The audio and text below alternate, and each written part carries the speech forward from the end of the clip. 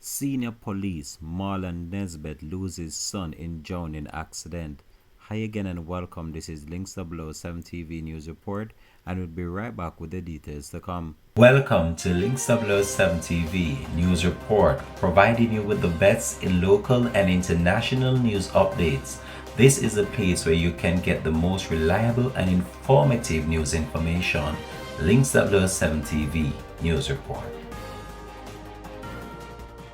Welcome back and thanks for joining us. This is Links 007 TV News Report. Head of the St. Andrew Central Police Division, Senior Superintendent Marlon Nesbeth, is mourning the death of his 23-year-old son, Matthew Nesbeth. The younger Nesbeth, who was a graduate of the Kingston College, reportedly drowned at the Caymanas Mineral Bath in St. Catherine on Sunday. Efforts to contact the crime fighter proved futile. However, when contacted by reporters, the Jamaica Constabulary Force Communication Unit confirmed the death of the SSP's son. We'll continue to track this story and provide you with more information to come on this in a later newscast. Thanks for watching.